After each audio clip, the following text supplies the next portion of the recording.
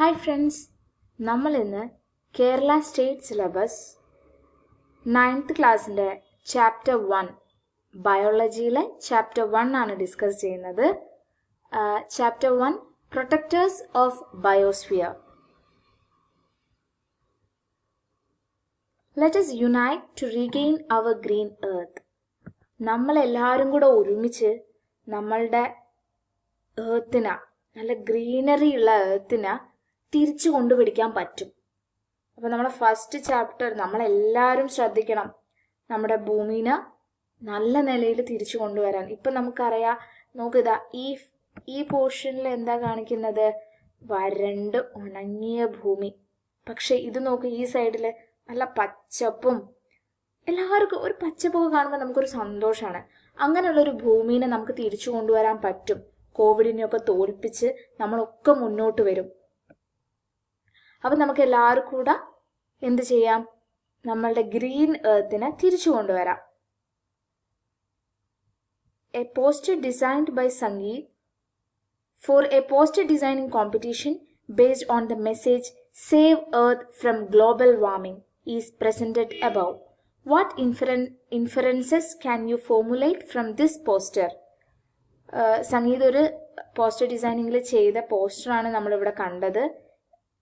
Earth ഉണ്ട് ഇവിടെ, മരം ഉണ്ട് ഇവിടെ, അതിൻ്റെ രണ്ട് മുഖങ്ങൾ, ഓരോ കോയിനും രണ്ട് വശങ്ങളുണ്ട് എന്നുള്ള പോലെ നമ്മൾ പറയാണ്. ഇപ്പം നമ്മൾ എന്ത് ചെയ്തു? ഭൂമിയെ മനുഷ്യന്മാരുടെ ഓവർ എക്സ്പ്ലോയിറ്റേഷൻ കാരണം എന്തായി എന്നുള്ളത് ഒരു സൈഡിലും, എങ്ങനെയായിരുന്നു പണ്ട് ഭൂമി, അതുപോലെ തന്നെ നമ്മൾ എല്ലാവരും കൂടെ ഒരുമിച്ച് നിന്ന് ഇനി നല്ലൊരു പച്ചയായ ഭൂമിയെ തിരിച്ചു നൽകും എന്നുള്ളൊരു മെസ്സേജാണ് നമുക്ക് ഈ ഒരു ചിത്രത്തിൽ നിന്ന് അല്ലെങ്കിൽ പോസ്റ്ററിൽ നിന്ന് മനസ്സിലാക്കുന്നത്.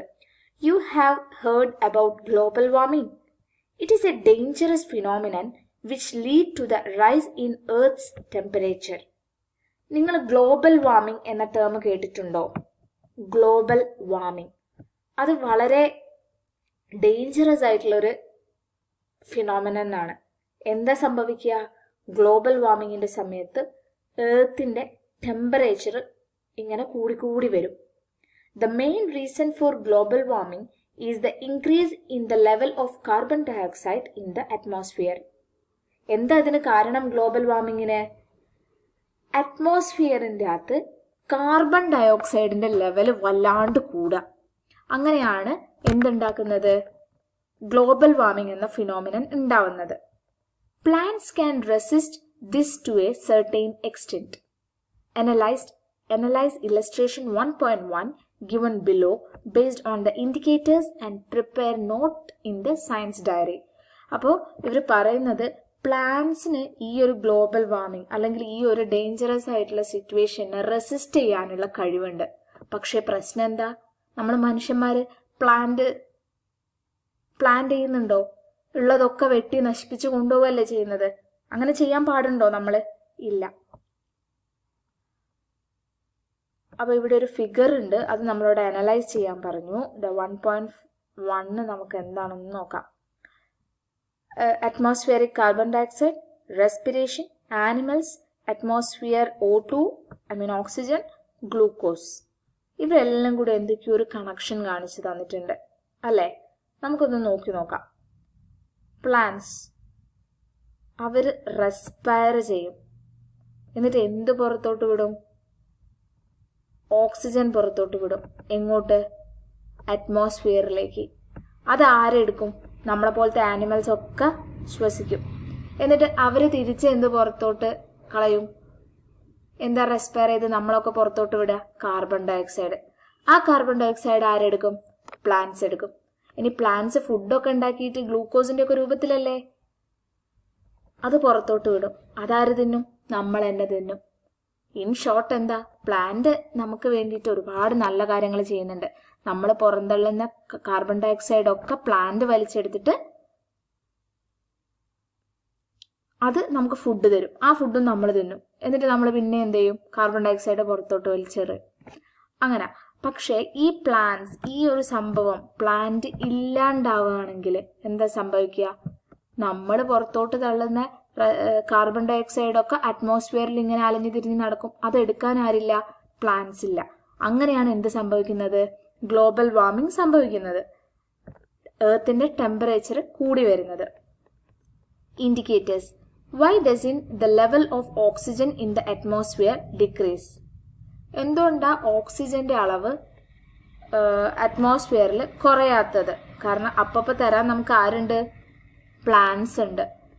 Y does the level of carbon dioxide in the atmosphere increase? എന്തുകൊണ്ടാ കാർബൺ ഡൈ ഓക്സൈഡിന്റെ അളവ് കൂടാത്തത്? അതിനും കാരണം ആരാ? പ്ലാന്റ്സ്. നമ്മൾ പുറത്തോട്ട് ശ്വസിച്ച് തള്ളുന്ന കാർബൺ ഡൈ ഓക്സൈഡ് ഒക്കെ പ്ലാന്റ്സ് വലിച്ചെടുക്കും. അങ്ങനെ അറ്റ്മോസ്ഫിയറിൽ ഓക്സിജന്റെയും കാർബൺ ഡൈ ഓക്സൈഡിന്റെ ഒക്കെ അളവ് മെയിൻറ്റെയിൻ ചെയ്യുന്നതിൽ വലിയൊരു പങ്കാണ് പ്ലാന്റ്സിനുള്ളത്. Which process in plants regulate the level of oxygen and carbon dioxide in the atmosphere? പ്ലാന്റിലുള്ള ഏത് പ്രോസസ്സാണ് ഓക്സിജന്റെയും കാർബൺ ഡൈ ഓക്സൈഡിന്റെ ഒക്കെ അളവ് അറ്റ്മോസ്ഫിയറിൽ മെയിൻറ്റെയിൻ ചെയ്യുന്നത്? പ്ലാന്റ്സിന്റെ റെസ്പിറേഷനും ഫോട്ടോസിന്തസിസും ഒക്കെയാണ് ഇതിന് കാരണം. Have you understood how plants control global warming? നിങ്ങൾക്ക് മനസ്സിലായോ എങ്ങനെയാ ഗ്ലോബൽ വാർമിംഗ് പ്ലാന്റ് കൺട്രോൾ ചെയ്യുന്നതെന്ന്? അപ്പൊ നമുക്ക് ഷോർട്ടായിട്ട് പറഞ്ഞു നോക്കാം. പ്ലാന്റ് ഓക്സിജൻ പുറത്തോട്ട് തള്ളുന്നു. ആ ഓക്സിജൻ നമ്മൾ വലിച്ചെടുക്കുന്നു, നമ്മളടക്കമുള്ള ആനിമൽസ് വലിച്ചെടുക്കുന്നു. ഈ ആനിമൽസ് പുറത്തോട്ട് തള്ളുന്നത് കാർബൺ ഡൈ ഓക്സൈഡ് ആണ്. ആ കാർബൺ ഡൈ ഓക്സൈഡിനെ പ്ലാന്റ് വലിച്ചെടുക്കുന്നു. എന്നിട്ട് അത് ഗ്ലൂക്കോസ് ആയിട്ടും ഫുഡിന്റെ ഫോമിൽ പുറത്തോട്ട് വരുന്നു. അത് നമ്മൾ ആനിമൽസ് വീണ്ടും എടുക്കുന്നു. അങ്ങനെയാണ് മെയിൻറ്റെയിൻ ചെയ്യുന്നത്. അതുകൊണ്ട് തന്നെ കാർബൺ ഡൈ ഓക്സൈഡ് അറ്റ്മോസ്ഫിയറിൽ കൂടുന്നില്ല. അപ്പൊ കൂടാത്തത് കൊണ്ട് തന്നെ എർത്തിന്റെ ടെമ്പറേച്ചറും വല്ലാണ്ട് കൂടുന്നില്ല. ഇപ്പോഴത്തെ സിറ്റുവേഷൻ അല്ല നമ്മൾ പറയുന്നത് യൂഷ്വലി. പക്ഷേ ഇപ്പം പ്ലാന്റ്സ് ഒക്കെ കുറവായതുകൊണ്ടും പിന്നെ പൊല്യൂഷനൊക്കെ കാരണം കാർബൺ ഡൈ ഓക്സൈഡിന്റെ അളവ് വളരെ കൂടുതലായിക്കൊണ്ടിരിക്കുന്നത് കാരണവും എർത്തിന്റെ ടെമ്പറേച്ചറിൽ ഇൻക്രീസ് ഉണ്ടാവുകയാണ് ചെയ്യുന്നത്. List out the factors other than carbon dioxide that are required for photosynthesis. Carbon dioxide അല്ലാണ്ട് പ്ലാന്റ്സിൽ ഫോട്ടോസിന്തസിസിന് വേണ്ടിയിട്ടുള്ള ഫാക്ടേഴ്സ് ഏതൊക്കെയാണ്? അപ്പൊ ഫോട്ടോസിന്തസിസ് എന്ന് പറഞ്ഞാൽ എന്തായിരുന്നു? പ്ലാന്റ് ഫുഡ് ഉണ്ടാക്കുന്ന പരിപാടിയാണ് ഫോട്ടോസിന്തസിസ്. അതിന് വേണ്ട ഒരു ഫാക്ടറാണ് കാർബൺ ഡൈ ഓക്സൈഡ്. വേറൊരു ഫാക്ടർ എന്താ? Mineral and salts. വേറെ എന്താ? വാട്ടർ.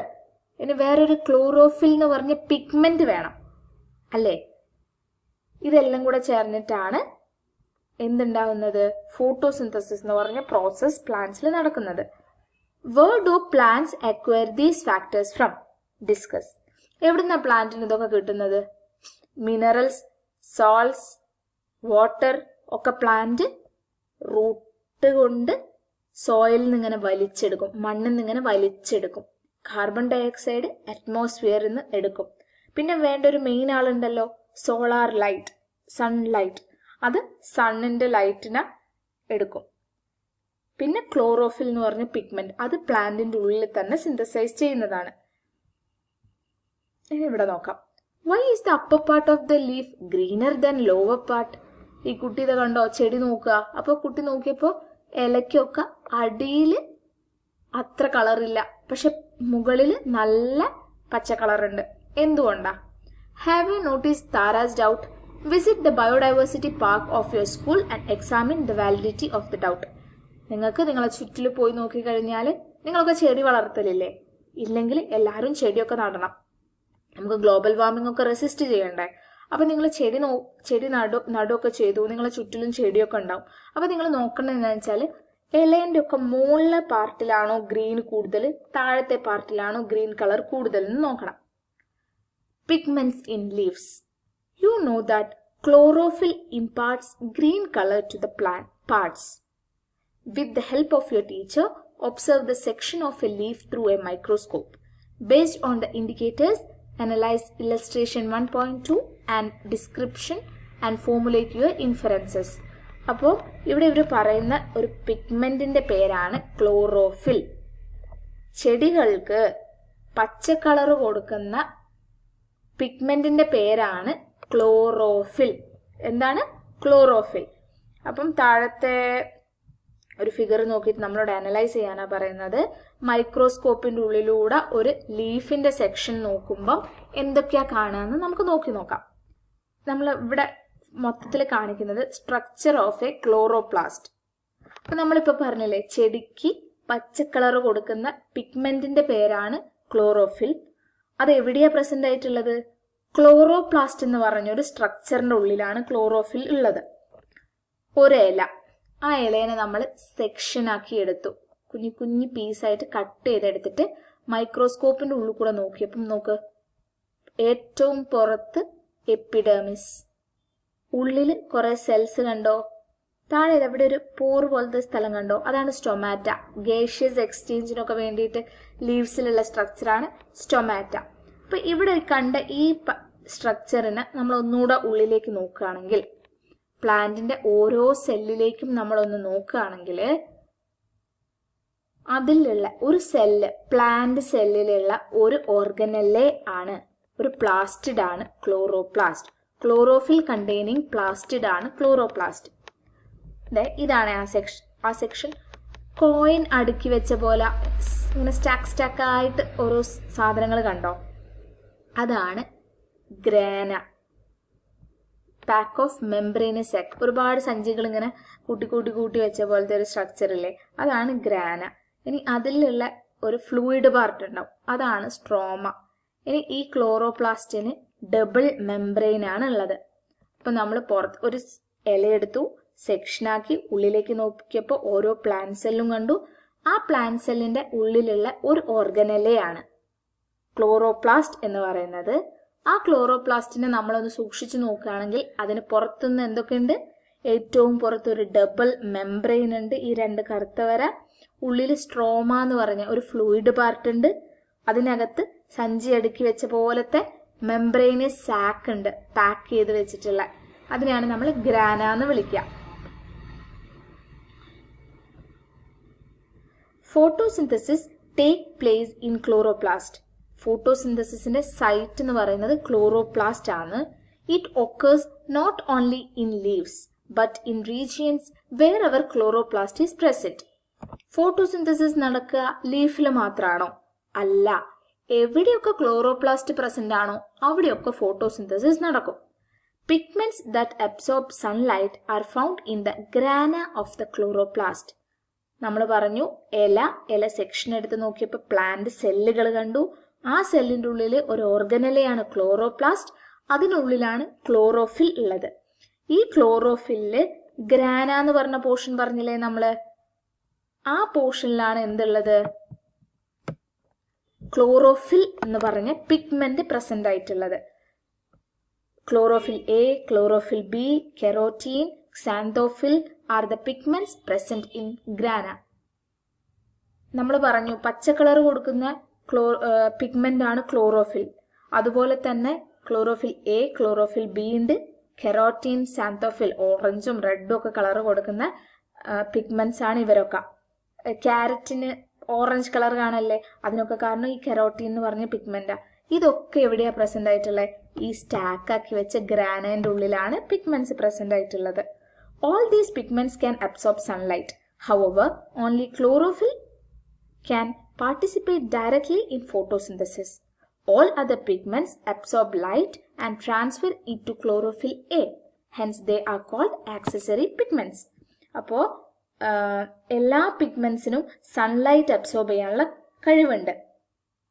പക്ഷേ ക്ലോറോഫിൽ എക്ക് മാത്രമേ ഡയറക്റ്റ് ആയിട്ട് ഫോട്ടോസിന്തസിസിൽ പങ്കെടുക്കാൻ പറ്റുള്ളൂ. അപ്പൊ ബാക്കിയുള്ള പിഗ്മെന്റ്സിലെ ക്ലോറോഫിൽ ബി, കെറോട്ടീൻ, സാന്തോഫിൽ ഇവരൊക്കെ എന്താണെന്ന് അറിയോ ചെയ്യുക? അവരൊക്കെ സൺലൈറ്റിനെ അബ്സോർബ് ചെയ്തിട്ട് ക്ലോറോഫിൽ എക്ക് കൊടുക്കും. എന്നിട്ട് ക്ലോറോഫിൽ എന്റെ സഹായത്തിൽ ഫോട്ടോസിന്തസിസ് നടക്കും. അപ്പൊ ഇവര് കെറോട്ടീൻ, ക്ലോറോഫിൽ ബി, സാന്തോഫിൽ ഒക്കെ സഹായികളല്ലേ? അപ്പൊ അവരെ വിളിക്കുക ആക്സസറി പിഗ്മെന്റ്സ് എന്നാണ്. Indicators, parts of chloroplast. അപ്പോൾ ക്ലോറോപ്ലാസ്റ്റിന് എന്തൊക്കെയായിരുന്നു ഉണ്ടായിരുന്നത്? ഏറ്റവും ഔട്ടറിൽ ഡബിൾ മെംബ്രെയിൻ ഉണ്ട്.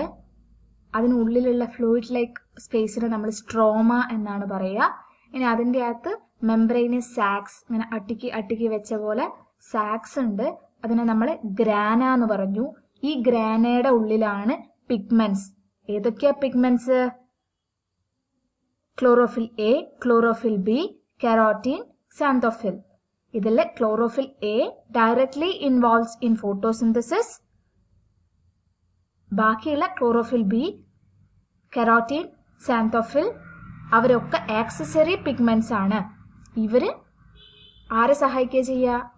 ഫോട്ടോസിന്തസിസിൽ ഡയറക്ട്ലി പാർട്ടിസിപ്പേറ്റ് ചെയ്യുന്ന ക്ലോറോഫിൽ എക്ക് എനർജി അബ്സോർബ് ചെയ്ത് കൊടുക്കുകയാണ് ചെയ്യുക. നമുക്ക് നെക്സ്റ്റ് എന്താ പറയുന്നത് നോക്കാം. Along with carbon dioxide, water should also reach the leaves for photosynthesis. How do they reach the leaves? Complete worksheet. അപ്പോൾ ഇപ്പം നമ്മൾ പറഞ്ഞു കാർബൺ ഡയോക്സൈഡ് ലീഫിലെത്താണ്, എന്നിട്ടാണ് ഫോട്ടോസിന്തസിസ് നടക്കാൻ. അതിന്റെ പാത്വേ എന്ന് പറയുന്നത് അറ്റ്മോസ്ഫിയർ എന്ന് ഒരു പോറിന്റെ പേര് പറഞ്ഞിട്ടില്ലായിരുന്നോ? ഇലയുടെ ഉള്ളിൽ ഉണ്ടാവുന്നേ എന്തായിരുന്നു അത്? സ്റ്റൊമാറ്റ. അറ്റ്മോസ്ഫിയർ എന്ന് സ്റ്റൊമാറ്റയുടെ ഉള്ളിൽ കൂടെ കാർബൺ ഡയോക്സൈഡ് എവിടെ എത്തി? ലീഫിന്റെ ഉള്ളിലെത്തി. ഇനി നെക്സ്റ്റ് നമ്മൾ വാട്ടറിന്റെ പാത്ത് നോക്കുകയാണ്. എവിടെയാ വെള്ളം ഉണ്ടാവുക? മണ്ണിന്റെ അകത്ത്. സോയിലിന്റെ ഉള്ളിൽ നിന്ന് റൂട്ട് വഴി, ഇനി ഒരു പ്രത്യേക സെല്ല് വഴിയാണല്ലോ ലീഫിലേക്ക് വെള്ളമൊക്കെ എത്തുക. സൈലം വഴി XYLEM സൈലം വഴി വെള്ളം ഉള്ളിലെത്തും ലീഫിന്റെ.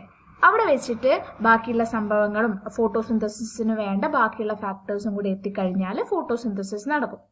ഇനി നമുക്ക് ദ കെമിസ്ട്രി ഓഫ് ഫോട്ടോസിന്തസിസ്. ഫോട്ടോസിന്തസിസിന്റെ കെമിസ്ട്രി എന്താണെന്ന് നോക്കാം.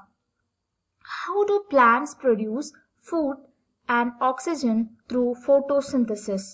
Observe illustration 1.3. Compare the two phases of photosynthesis and complete table 1.1. നമുക്ക് എന്താ ഇവിടെ എഴുതിയിട്ടുള്ളത് നോക്കാം. ക്ലോറോപ്ലാസ്റ്റ്. സ്ട്രക്ചർ ഓർമ്മയില്ലേ? കോയിൻസ് അടുക്കി വെച്ച പോലത്തെ ഒരു സ്ട്രക്ചർ ഇല്ലായിരുന്നോ? മെംബ്രെയിനസ് സാക്സ്. അതാണ് ഗ്രാന. ഫ്ലൂയിഡ് ആയിട്ടുള്ള ഒരു സ്പേസ് ഇല്ലായിരുന്നോ? സ്ട്രോമ. ഇനി ഗ്രാനയുടെ ഉള്ളിൽ വെച്ചിട്ടാണ് ഫോട്ടോസിന്തസിസിന്റെ ഒരു ഫേസ് നടക്കുന്നത്. അപ്പം നമുക്ക് ഫോട്ടോസിന്തസിസിനെ രണ്ട് ഫേസ് ആയിട്ട് മാറ്റാം. ഏതൊക്കെയാ അത്? Light phase, dark phase. Light phase എവിടെ വെച്ചിട്ടാണ് നടക്കുക? ഗ്രാനയിൽ വെച്ചിട്ടാണ് ലൈറ്റ് ഫേസ് നടക്കുക. അതേപോലെ സ്ട്രോമയിൽ വെച്ചിട്ടാണ് ഡാർക്ക് ഫേസ് നടക്കുക. അപ്പൊ നിങ്ങൾക്ക് ചിലപ്പം പിന്നെ ആലോചിക്കുമ്പോൾ ഓർമ്മ വരണ്ടാവില്ല ഏത് ഫേസ് ഏത് പൊസിഷനിൽ വെച്ചിട്ടാണ് നടക്കുന്നത്. അപ്പൊ നിങ്ങൾ എന്തെങ്കിലും കുഞ്ഞു കോഡ് ഉണ്ടാക്കി വെക്കുക. അപ്പൊ നമ്മൾ മറന്നു പോകില്ല. ഇനി മറന്നു പോയാലും ആ കോഡ് നമുക്ക് ചിലപ്പം കണക്ട് ചെയ്യാൻ പറ്റും. അപ്പൊ ഇപ്പം ഒരു എക്സാമ്പിളിന് ഞാൻ ഇപ്പൊ ആലോചിച്ച് വെക്കുക, നമ്മൾ ചായ ഉണ്ടാക്കുമ്പോൾ ചായ സ്ട്രോങ് ആവുമ്പോൾ കുറച്ച് ഡാർക്ക് കളർ ആവില്ലേ? അപ്പൊ ഞാൻ ആ വാക്കാണ് ഇവിടെ ആലോചിച്ച് വെക്കാൻ പോകുന്നത്. സ്ട്രോമ. അപ്പൊ സ്ട്രോങ് ആവുമ്പോൾ ഡാർക്ക് കളറാവും. അപ്പൊ ഞാൻ പിന്നെ ആലോചിച്ച് നോക്കുമ്പോൾ ഓക്കെ, സ്ട്രോമയിൽ വെച്ചിട്ടാണ് ഡാർക്ക് ഫേസ് നടക്കുക. അങ്ങനെ നിങ്ങൾക്ക് പറ്റുന്ന ഈ കോഡ് തന്നെയല്ല, നിങ്ങൾക്ക് പറ്റുന്ന എന്തെങ്കിലും കുഞ്ഞു കോഡ് ഉണ്ടാക്കി വെച്ചാൽ കുറെ കാര്യങ്ങൾ നമുക്ക് ഓർമ്മ ഉണ്ടാവും. അപ്പം നമുക്ക് നോക്കാം. അപ്പം സ്ട്രോമയിൽ വെച്ച് ഡാർക്ക് ഫേസ് നടക്കുക എന്ന് പറഞ്ഞു കഴിഞ്ഞാൽ നെക്സ്റ്റ് പൊസിഷൻ അവിടെ ഉള്ളത് ഗ്രാനയാണ്. ഗ്രാനയിൽ വെച്ച് ലൈറ്റ് ഫേസ്. നിങ്ങൾക്ക് ഇതിനും എന്തെങ്കിലും കോഡ് ഉണ്ടാക്കി നോക്കാം. എന്തെങ്കിലും കോഡ് കിട്ടുകയാണെങ്കിൽ നിങ്ങൾ കമന്റ് ബോക്സിൽ ഇടണേ, എല്ലാവർക്കും യൂസ് ആവുമല്ലോ. ഇനി ലൈറ്റ് ഫേസിൽ എന്തൊക്കെയാ നടക്കുക? In light phase light is used. Light ആവശ്യമാണ് ലൈറ്റ് ഫേസിന്. Water splits and oxygen is released. Hydrogen reaches stroma. Light ഫേസിൽ വെച്ചിട്ട് വാട്ടർ സ്പ്ലിറ്റ് ആവും. എന്നിട്ട് എന്തുണ്ടാവും?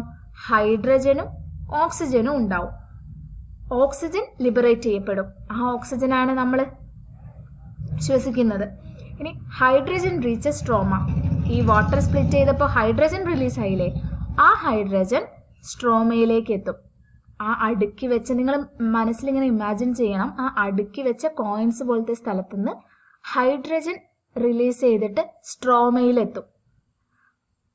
Light energy is converted to chemical energy and stored in ATP. അങ്ങനെ solar energy, ആ light energy chemical energy ആയിട്ട് കൺവേർട്ട് ചെയ്യപ്പെടും and stored in ATP. Energy currency of a സെല്ലാണല്ലോ ATP. അപ്പോൾ ATPന്റെ രൂപത്തിൽ അത് സ്റ്റോർ ചെയ്യപ്പെടും. ഇനി ഡാർക്ക് ഫേസിൽ എന്താ നടക്കുന്നത് എന്ന് നോക്കാം. Light is not used. Directly അവിടെ ലൈറ്റിന്റെ ആവശ്യമില്ല. Energy in ATP is used to combine hydrogen and carbon dioxide to produce glucose. നേരത്തെ ലൈറ്റ് ഫേസിൽ ലൈറ്റ് ഉപയോഗിച്ചു കഴിഞ്ഞു. അത് കഴിഞ്ഞിട്ട് ഉണ്ടാക്കി വെച്ചിട്ടുള്ള ATP ഉണ്ടല്ലോ, ആ ATPയുടെ എനർജി യൂസ് ചെയ്തുകൊണ്ട് ഹൈഡ്രജനും കാർബൺ ഡയോക്സൈഡും കൂടി ചേർന്ന് ഗ്ലൂക്കോസ് ഉണ്ടാവും. ഇതാണല്ലോ ഫുഡ്. ഇനി നമുക്ക് നോക്കാം indicators. Light phase, dark phase. Light phase എവിടെ വെച്ചിട്ടാണ് നടക്കുന്നത്? അപ്പൊ നമ്മൾ വേഗം ആലോചിച്ച് നോക്കും. ഡാർക്ക് ഫേസ് ഡാർക്കാണ്. അപ്പൊ സ്ട്രോമയാണ് ഡാർക്ക് ഫേസ്. സ്ട്രോമയിൽ വെച്ചിട്ടാണ് ഡാർക്ക് ഫേസ് നടക്കുന്നത്. അപ്പൊ നെക്സ്റ്റ് ലൊക്കേഷൻ ഏതായിരുന്നു? ഗ്രാനയിൽ വെച്ചിട്ട് ലൈറ്റ് ഫേസ് നടക്കും. നെക്സ്റ്റ് ആക്ഷൻ എന്തായിരുന്നു? ലൈറ്റ് ഫേസില് ആ ലൈറ്റ് എനർജീന്റെ ശക്തി ഉപയോഗിച്ചുകൊണ്ട് വാട്ടർ സ്പ്ലിറ്റ് ആയിട്ട് ഹൈഡ്രജനും ഓക്സിജനുമായിട്ട് മാറുന്നു. ഇനി ഡാർക്ക് ഫേസിലോ അങ്ങനെ നേരത്തെ ലൈറ്റ് ഫേസിൽ വെച്ചിട്ട് ലിബറേറ്റ് ചെയ്ത ഹൈഡ്രജൻ പിന്നെ സ്ട്രോമയിൽ പോയിട്ട് ATP ഉണ്ടാകപ്പെടുന്നു. സ്ട്രോമയിലേക്ക് പോയി ബാക്കി പ്രോസസ്സ് നടന്നിട്ട് ATP ഉണ്ടാകുന്നു. ഈ ATP യൂസ് ചെയ്തുകൊണ്ട് ഡാർക്ക് ഫേസിൽ കാർബൺ ഡയോക്സൈഡും ഹൈഡ്രജനും കൂടി ചേർന്ന് ഗ്ലൂക്കോസ് ഉണ്ടാവുന്നു. ഇനി ലൈറ്റ് ഫേസിന്റെ പ്രൊഡക്ട്സ് എന്തൊക്കെയാ? ഓക്സിജൻ റിലീസ് ആയില്ലേ, അപ്പൊ ഓക്സിജൻ. ഹൈഡ്രജൻ ഉണ്ടായില്ലേ, ഹൈഡ്രജൻ. അങ്ങനെ ഡാർക്ക് ഫേസിൽ ഗ്ലൂക്കോസ് ഉണ്ടാവും. ഇനി necessity of light. Directly light ഫേസിൽ ലൈറ്റ് ആവശ്യമാണ്. ഡാർക്ക് ഫേസിൽ ഡയറക്ട്ലി ലൈറ്റ് ആവശ്യമല്ല. ഇനി ATP ലൈറ്റ് ഫേസിൽ ഫോം ചെയ്യപ്പെടുന്നുണ്ടോ? ഉണ്ട്. ഇനി ആ ATP ആണ് ഡാർക്ക് ഫേസിൽ യൂട്ടിലൈസ് ചെയ്യപ്പെടുന്നത്. നിങ്ങൾക്ക് ഒന്ന് ഓർത്ത് നോക്കിയിട്ട് ഈ ടേബിൾ കംപ്ലീറ്റ് ചെയ്യാൻ പറ്റുമല്ലോ. Dark phase follows the light phase. The cyclic chemical reactions in dark phase were discovered by the scientist Melvin Calvin. Hence, this phase is known as Calvin cycle. He was awarded the Nobel Prize in 1961 for this discovery. Light face കഴിഞ്ഞിട്ടാണ് dark face വരുന്നത് അല്ലെ. Light ഫേസിൽ എന്തോ ഉണ്ടാക്കി വെച്ചതാണ് dark ഫേസിൽ utilise ചെയ്യപ്പെടുന്നത്. The cyclic chemical reactions, എന്തൊക്കെ റിയാക്ഷൻസ് ആണ് സൈക്ലിക് ആയിട്ട് എന്തൊക്കെയോ കെമിക്കൽ റിയാക്ഷൻസ് ഡാർക്ക് ഫേസിന്റെ സമയത്ത് നടക്കുന്നുണ്ട്. അത് ഡിസ്കവർ ചെയ്തത് മെൽവിൻ കാൽവിൻ എന്ന് പറഞ്ഞൊരു സയന്റിസ്റ്റ് ആയിരുന്നു. അതുകൊണ്ട് തന്നെ ആ സൈക്കിളിന്, ആ ഒരു കെമിക്കൽ പ്രോസസ്സിന് കാൽവിൻ സൈക്കിൾ, അദ്ദേഹത്തിന്റെ പേര് കൊടുത്തുകൊണ്ട് കാൽവിൻ സൈക്കിൾ എന്നാണ് വിളിക്കുന്നത്. ഇനി ഇദ്ദേഹത്തിന് ഈ ഒരു കണ്ടുപിടുത്തം കാരണം നൊബേൽ പ്രൈസ് കിട്ടിയിട്ടുണ്ട്. Now you have understood the chemical reactions in the process of photosynthesis. Based on this, complete illustration 1.4 given below. നമുക്കൊന്ന് ആദ്യം അതൊന്ന് കംപ്ലീറ്റ് ചെയ്ത് നോക്കാം. നമ്മുടെ ഫോട്ടോസിന്തസിസ് എന്ന് പറഞ്ഞ പ്രോസസ്സിന്റെ ഇക്വേഷനാണ് ഇവിടെ ചോദിച്ചിട്ടുള്ളത്. അപ്പം ഇതിന് ആരൊക്കെ ആവശ്യമാണ്? സൺലൈറ്റും ആവശ്യമാണ്, ക്ലോറോഫിലും ആവശ്യമാണ് അല്ലേ. അപ്പൊ നമുക്ക് എന്ത് പറയാം? ഹൈഡ്രജനും വാട്ടറും കാർബൺ ഡയോക്സൈഡും കൂടി ചേർന്നിട്ട് ഗ്ലൂക്കോസും ഓക്സിജനും ഉണ്ടാവുന്നു എന്ന് പറയാലോ നമുക്ക്. The complex process involved in photosynthesis was unfolded after long years of study and experimentation by many scientists. Photosynthesis remains an aspiring area for research even today. Prepare a science edition by collecting information about research activities in this area. അപ്പോൾ photosynthesis എങ്ങനെയാണ് നടക്കുന്നത്, അതിൻ്റെ full പ്രോസസ്സൊക്കെ പഠിക്കാൻ ഒരുപാട് കാലം എടുത്തു സയൻറ്റിസ്റ്റിന്. ഇനി ഒരുപാട് കാര്യങ്ങൾ നമുക്ക് കണ്ടുപിടിക്കാനുണ്ട്. അപ്പം നിങ്ങളോട് അതിന് പറ്റിയ ഇൻഫോർമേഷൻസ് എന്തൊക്കെ നമുക്ക് കണ്ടുപിടിക്കാം, അതിലുള്ള റിസർച്ച് ആക്ടിവിറ്റീസൊക്കെ കളക്ട് ചെയ്യാനാണ് ഇതിൽ പറയുന്നത്. ഇനി നമുക്ക് തൊട്ട് മുന്നേ ഒരു ബോക്സ് ഉണ്ടായിരുന്നു, അതെന്താണെന്ന് വായിച്ചു നോക്കാം. Energy currencies. Availability of energy must be ensured for continuous metabolic activities in the cells. Energy ആവശ്യമാണ്. എന്തിന്? പല മെറ്റബോളിക് ആക്ടിവിറ്റീസും നമ്മുടെ സെല്ലിൽ നടന്നുകൊണ്ടിരിക്കുന്നുണ്ട്. അപ്പോൾ സെല്ലിന് ഇങ്ങനെ പണിയെടുത്തുകൊണ്ടിരിക്കണമെങ്കിൽ അതിന് ആവശ്യമായിട്ടുള്ള എനർജി കൊടുക്കണം. ATP, adenosine triphosphate molecule is used for continuous transfer of energy. അപ്പോൾ ഇങ്ങനെയുള്ള എനർജി കൊടുക്കുന്നത് ആരാണ്? ATP, അഡിനോസിൻ ട്രൈഫോസ്ഫേറ്റ് എന്ന് പറയുന്ന മോളിക്യൂളാണ്. The energy liberated during the breakdown of ATP into ADP, adenosine diphosphate, and phosphate is used for metabolic activities. നമ്മൾ ഈ പറയുന്ന മോളിക്യൂളില്ലേ ATP, ഈ ATP ബ്രേക്ക് ഡൗൺ ആവും. എങ്ങനെ? ADPയും ഫോസ്ഫേറ്റുമായിട്ട്. ATP എന്ന് പറഞ്ഞു കഴിഞ്ഞാൽ അഡിനോസിൻ ട്രൈഫോസ്ഫേറ്റ്, 3 ഫോസ്ഫേറ്റ്. അത് പൊട്ടിയിട്ട് എന്താവും അറിയോ? ADP, അഡിനോസിൻ ഡൈഫോസ്ഫേറ്റും വേറൊരു ഫോസ്ഫേറ്റും ആവും. അപ്പോൾ ഇത് ഇങ്ങനെ ഒരു പൊട്ടല്, ഈ ഒരു ബ്രേക്ക് നടക്കുമ്പോൾ ഉണ്ടാവുന്ന എനർജിയാണ് മെറ്റബോളിക് ആക്ടിവിറ്റീസിനൊക്കെ യൂസ് ചെയ്യുന്നത്. ADP restores energy and gets converted back into ATP. പിന്നെ ആവുമ്പോൾ ഇപ്പോൾ പൊട്ടിപ്പോയ പൊട്ടിയിട്ടുള്ള ADP ഒരു റിയാക്ഷൻ വഴി വീണ്ടും ATP ആയിട്ട് മാറും. അങ്ങനെ സെല്ല് ATP പ്രൊഡ്യൂസ് ചെയ്തുകൊണ്ടേയിരിക്കും. ആ ATP പിന്നെ യൂസ് ചെയ്യും, അതിൻ്റെ പണി ചെയ്യും. അങ്ങനെ since such energy transaction is done by ATP, it is known as the energy currency of the cell. ATP ആണ് സെല്ലിന് ഇങ്ങനെ എനർജി കൊടുത്തുകൊണ്ട് നിൽക്കുന്നത്. ആ എനർജി ട്രാൻസാക്ഷൻ മൊത്തം ചെയ്യുന്നത് ATP ആയതുകൊണ്ട് തന്നെ നമ്മൾ ATPനെ പറയാം energy currency of the cell എന്നാണ്. ഇനി നമ്മളെ ബീനെ എന്തോ ഡൗട്ട് ചെയ്യുന്നുണ്ട്. After photosynthesis, if glucose is what all plants prepare, then how could we get starch, protein and fat from vegetable food items? അപ്പോൾ നമ്മൾ ഇക്വേഷനിൽ പറഞ്ഞു ഫോട്ടോസിന്തസിന്റെ ലാസ്റ്റ് പ്രൊഡക്റ്റ് ആയിട്ടുള്ളത് എന്താണ്? ഗ്ലൂക്കോസ് ആണ്. അങ്ങനെയാണെങ്കിൽ വെജിറ്റബിൾ ഫുഡ് ഐറ്റം, വെജിറ്റബിൾ എന്ന് പറയുന്നത് പ്ലാന്റിന്റെ ഒരു പാർട്ടല്ലേ, അത് കഴിക്കുമ്പോൾ നമുക്ക് എങ്ങനെയാ സ്റ്റാർച്ച്, പ്രോട്ടീൻ, ഫാറ്റ് ഒക്കെ കിട്ടുന്നത്? Isn't it Beena's doubt genuine? Genuine അല്ലേ? ഗ്ലൂക്കോസ് ഉണ്ടാക്കിയെന്ന് പറഞ്ഞു. അങ്ങനെയാണെങ്കിൽ ഇതൊക്കെ എങ്ങനെയാണ് നമുക്ക് വെജിറ്റബിൾ കഴിച്ചാൽ കിട്ടുന്നത്? What happens to the glucose formed as a result of photosynthesis? Analyze the description and illustration 1.5 given below. Based on your analysis, prepare a note on the chemical changes of glucose in plant in your science diary. അപ്പോൾ ഗ്ലൂക്കോസിന് എന്തൊക്കെയോ മാറ്റങ്ങൾ സംഭവിക്കുന്നുണ്ട് ഫോട്ടോസിന്തസിന് ശേഷം.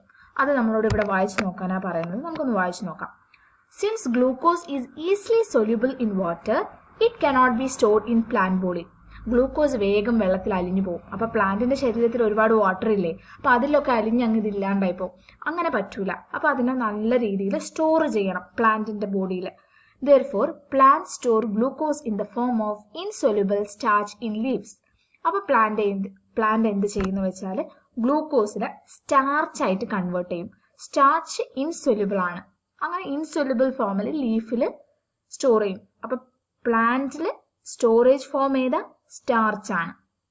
Plant utilise starch as a source of energy for life activities and to prepare substances required for growth.